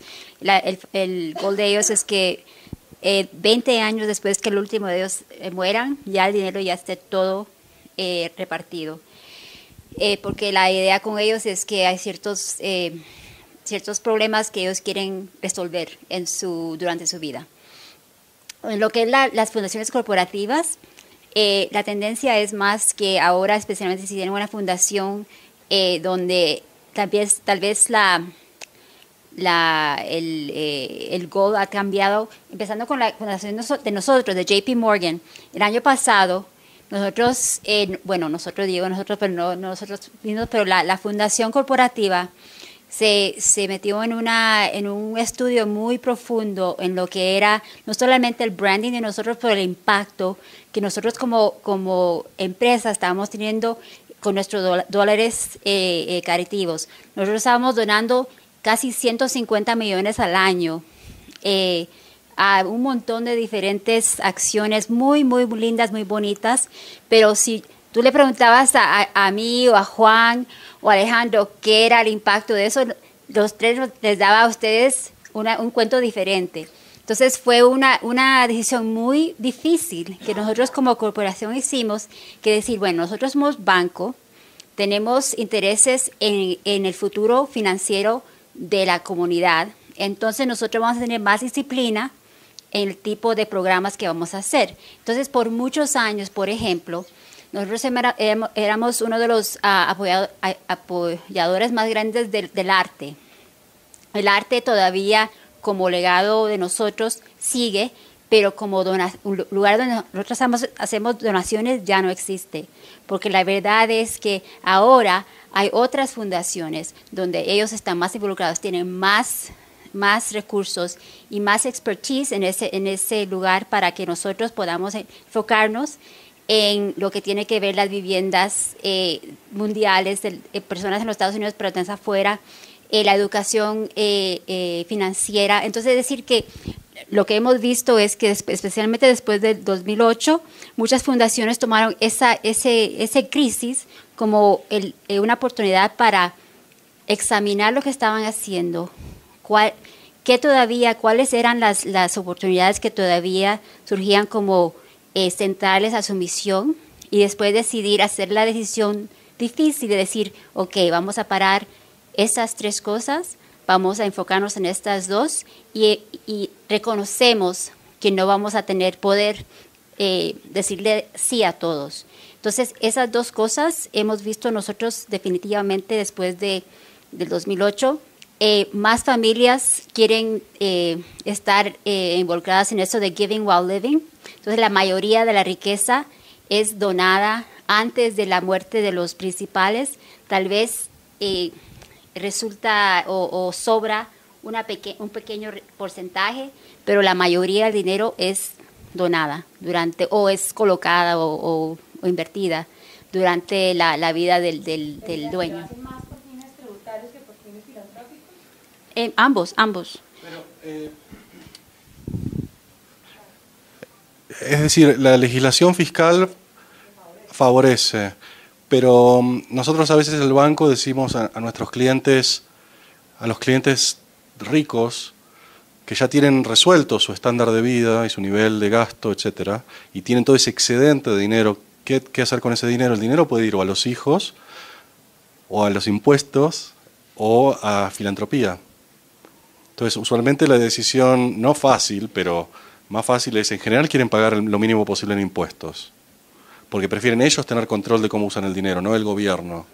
Luego está la decisión entre hijos y filantropía, y digamos, ¿no? Hijos obviamente quieren que sus hijos no quieren spoil, no los quieren estropear, pero como ves, el régimen fiscal no está hecho como para que la gente, está hecho para que se recicle en la sociedad un poco la riqueza acumulada también, ¿no?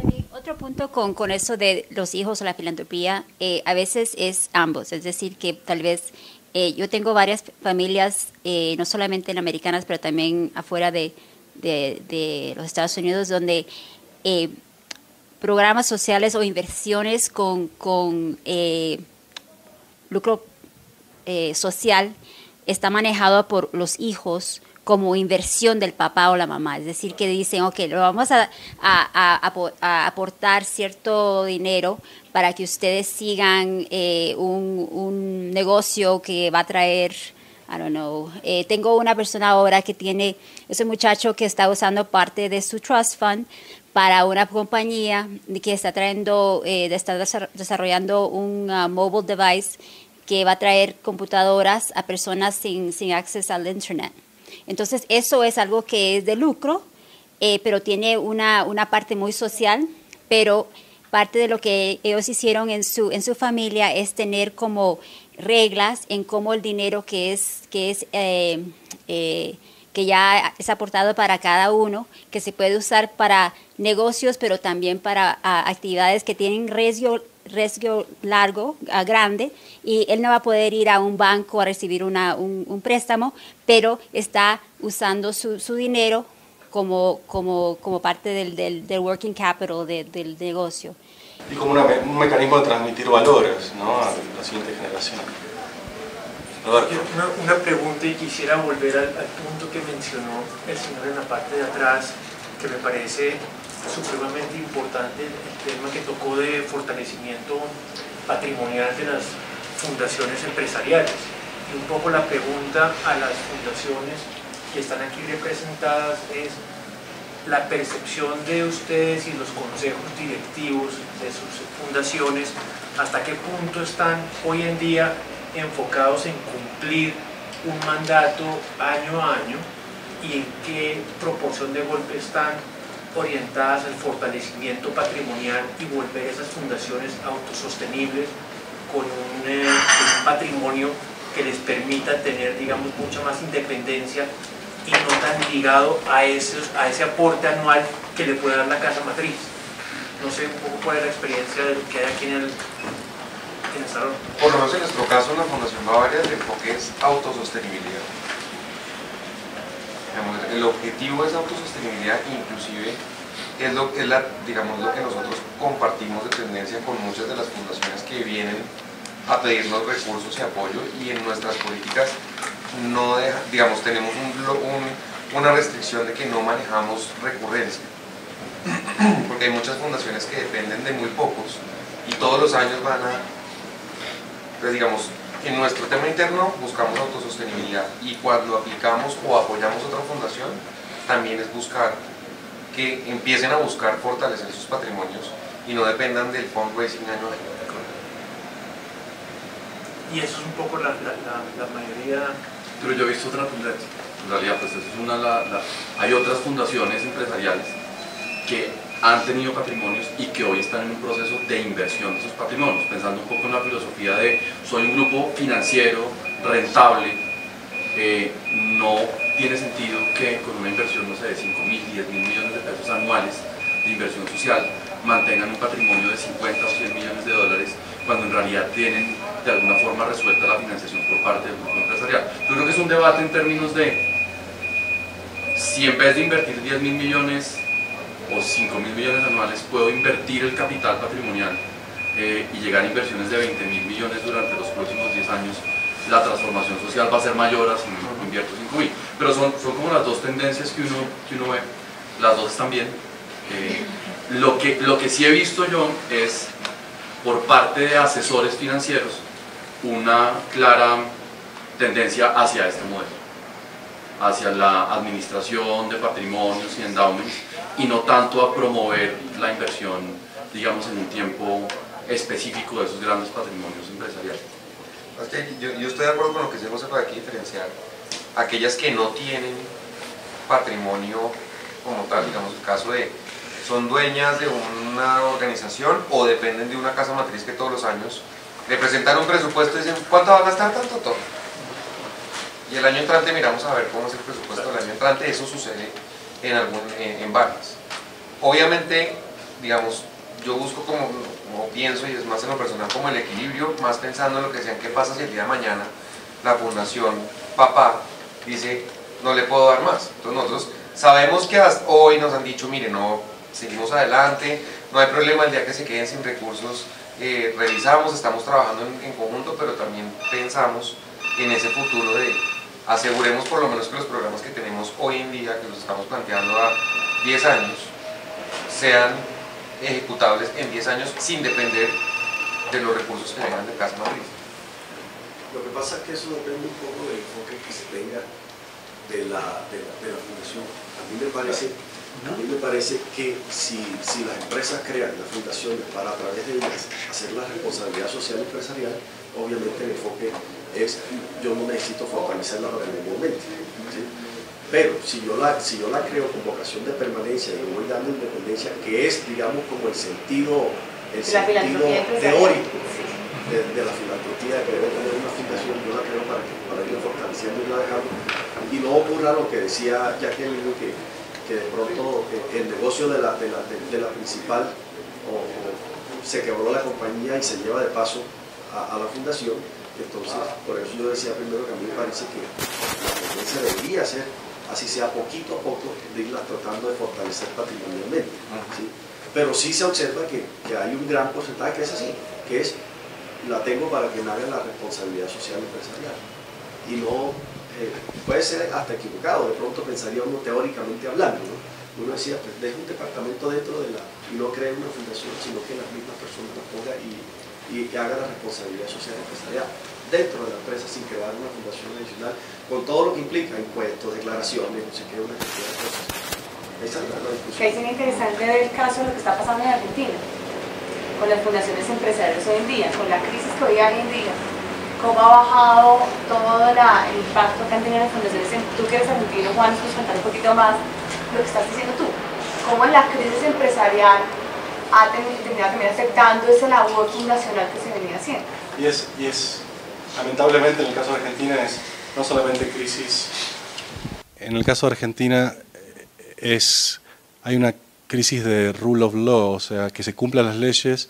Las fundaciones, yo tengo diálogos con fundaciones argentinas que quieren expatriar los fondos porque tienen miedo que el Estado nacionalice los fondos, que pasen cosas como en Venezuela.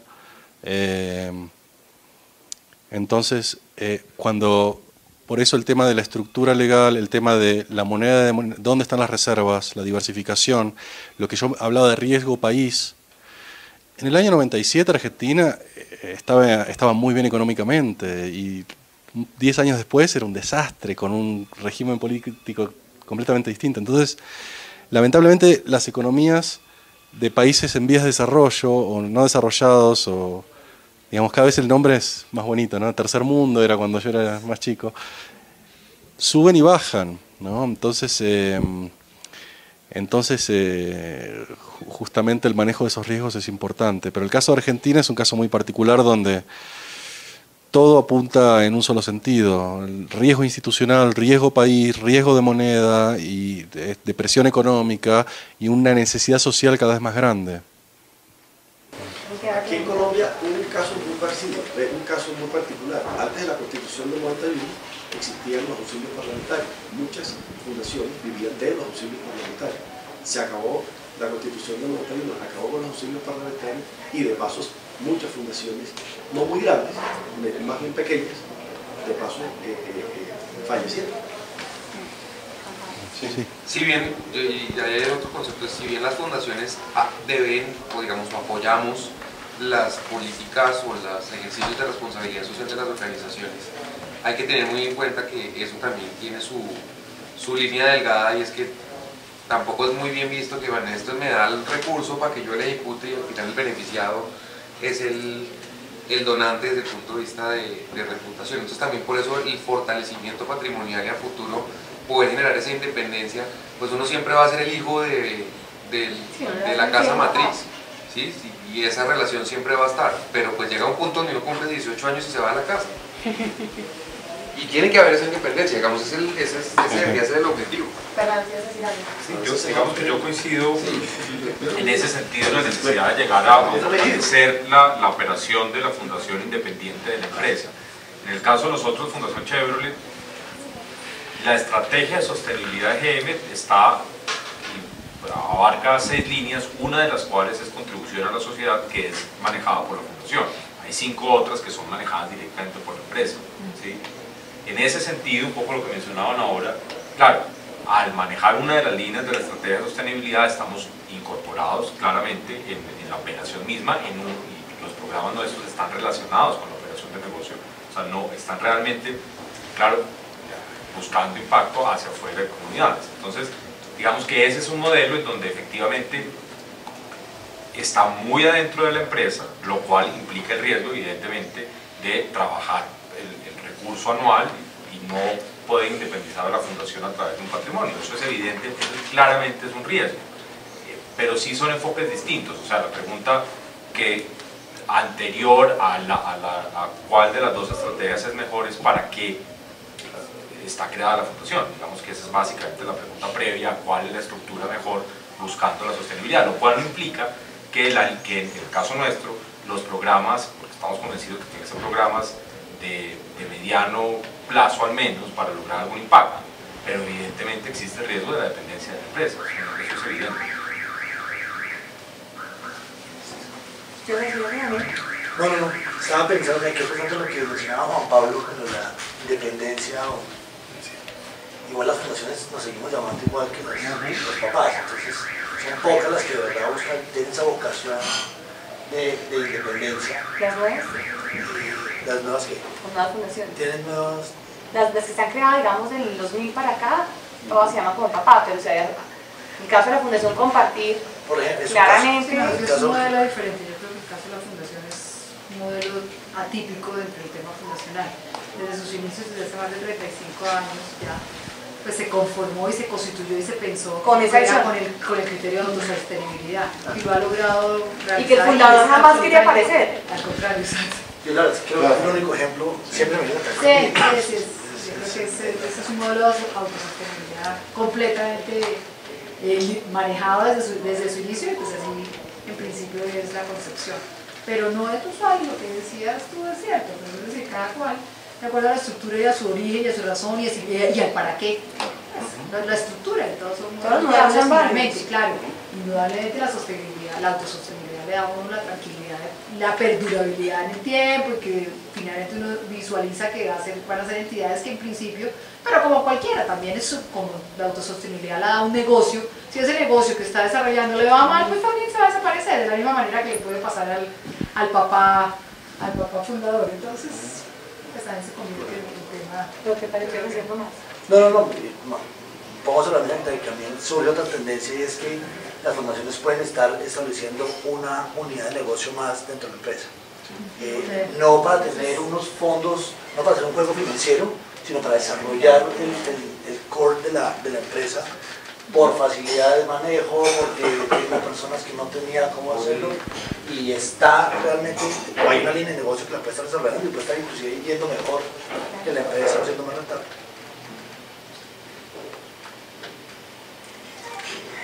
Sí, que hay una gran discusión con la Diana. Es que yo creo que de eso depende muchos de los modelos que estemos manejando.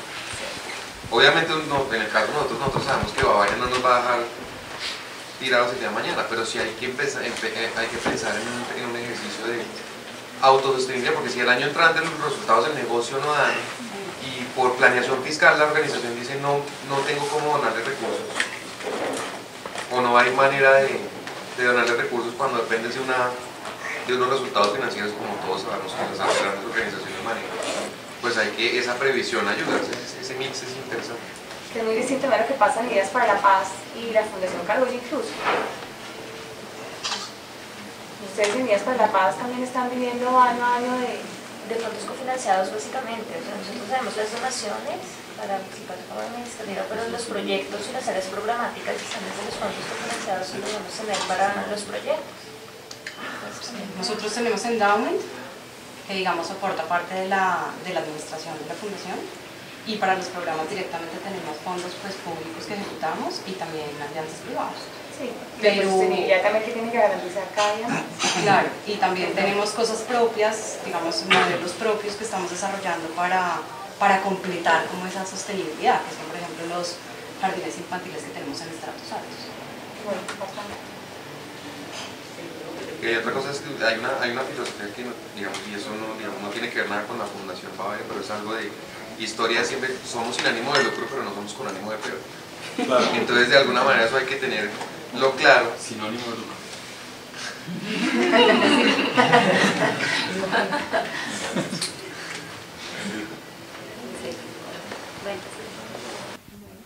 Bueno, María Carolina, sí, exacto. Precisamente estábamos, cuando almorzamos con María Carolina, Fernando, Ángela y Jackie y Juan, estábamos hablando que, o sea, en resumen, se necesita plata, ¿verdad? Se necesita plata es para hacer proyectos, en definitiva, téngase o no se tenga un endowment. Entonces, pues, nosotros de alguna forma tenemos un compromiso a largo plazo con Colombia, no es que hayamos hecho este seminario, esta presentación y que sea un one-off que queremos hacer. O sea, para darles un ejemplo, Jackie va a hablar mañana en un evento en el country que se llama Women Working for the World y va a reunir a 400 participantes, dentro de ellos va a estar filántropos muy grandes a nivel global, no solamente Colombia, y Jackie va a ser uno de los panelistas, uno de los moderadores de estos paneles.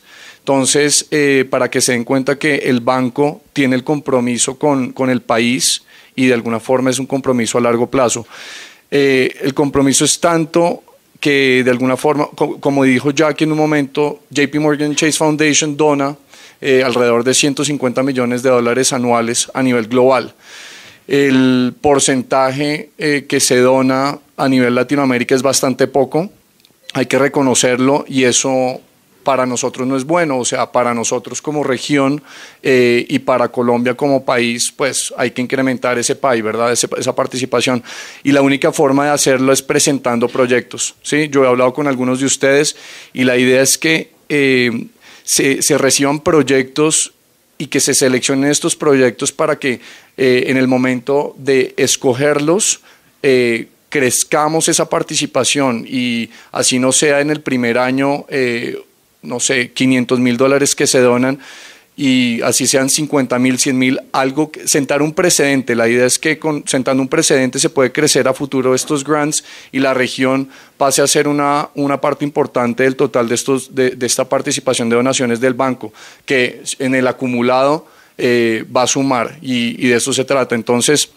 hablando con María Carolina, el proceso de selección de grants empieza más o menos en el mes de abril del próximo año y de cada año.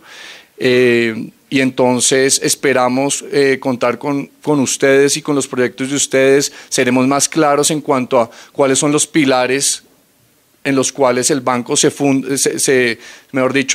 basa para dar estas donaciones. Son 3 pilares.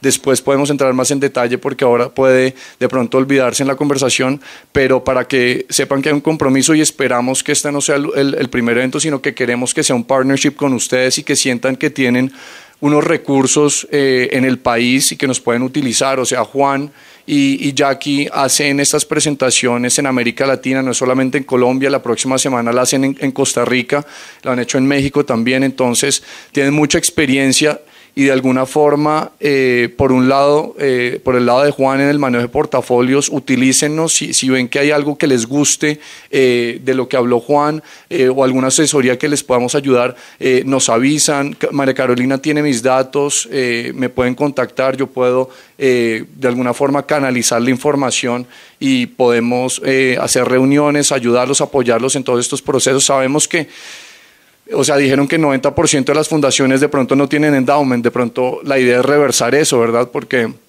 no tener endowment es un poco una visión un poco cortoplacista. Y entonces que porque tengo unos recursos, que tengo 100 y entonces me los voy a gastar en los proyectos, ¿por qué no más bien invierto bien esos 100 y apalanco parte de esos para realizar mis proyectos a unas tasas muy favorables, y no tengo por qué liquidar un endowment que le ha costado a la organización y a la familia muchos años para crearlo, ¿verdad? Entonces, vienen dueños, vienen generaciones, y la idea es que estos recursos duren a lo largo del tiempo. Entonces, en resumen, nos gustaría que sintieran que hay como un compromiso por parte del banco, que es un partnership que queremos formar, que no sea la primera vez que nos contacten, y que esperamos recibir propuestas de ustedes para analizarlas y ver si el banco puede realizar las donaciones y crecer esas donaciones a lo largo de los años. Y pues darle gracias a María Carolina por organizar esto, y a la AFE por toda esta gestión, y a ustedes por venir, obviamente. Entonces, los contactos los tienen, estamos a su disposición, y pues muchas gracias por venir. Muchas gracias. ¿Sí?